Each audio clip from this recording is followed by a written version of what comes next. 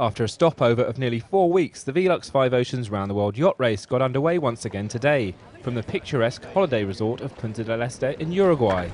Well, we're just here to wish the sailors a great trip.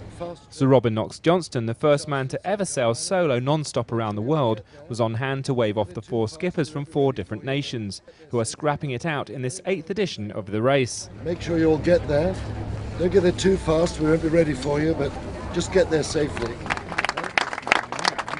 Ocean Sprint 4 will see the fleet of Eco 60 yachts and their skippers sail from South America up the Atlantic on a grueling 5,700 nautical mile journey that will finish in Charleston on the east coast of the United States.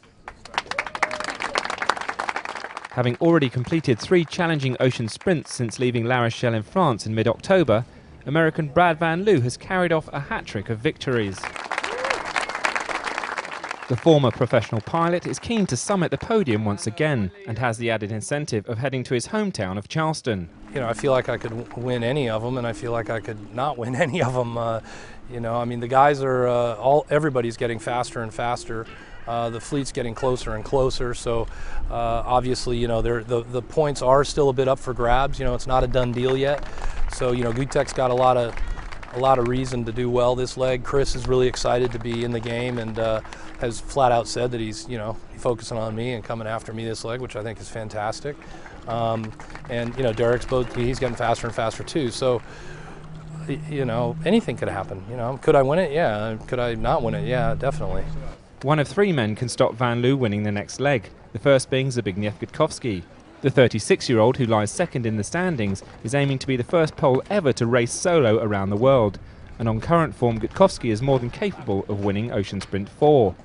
Before the start, before the race, if you give me some place on the podium, it's for me the best what I can imagine before the start. So my second position is an absolutely good place for me, but I'm never give up, so I have to fight to the end.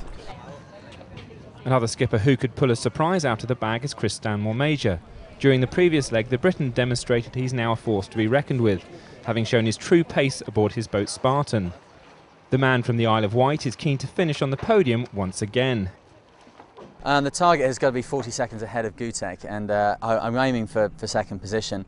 I am aware though that the best legs for my boat are the Southern Ocean legs. That's where that Fino design really is the one to watch.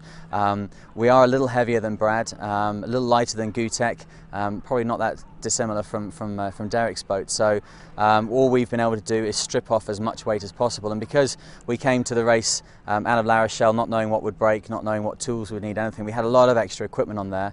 I've now got to a point where I know exactly what I need, what's likely to break and not likely to break, and I'm taking much harsher decisions. So we've stripped about 250 kilos off the boat, and I'm going to be looking to take almost nothing with me. So she's as light as she can be, and I know how to make her move in light airs, so hopefully it'll be a good combination. Currently third on the overall leaderboard is Derek Hatfield. Since the race started, the Canadian has been plagued by a series of niggling technical issues, which have hampered his performance. As a result, Hatfield is acutely aware that he needs to up his game during the next leg.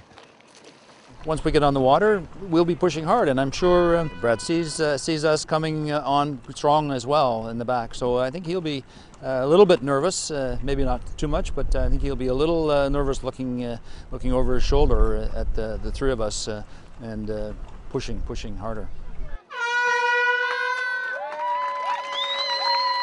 With overall victory in this edition of the Velux 5 Oceans still very much to play for, the next leg could see significant changes in the standings.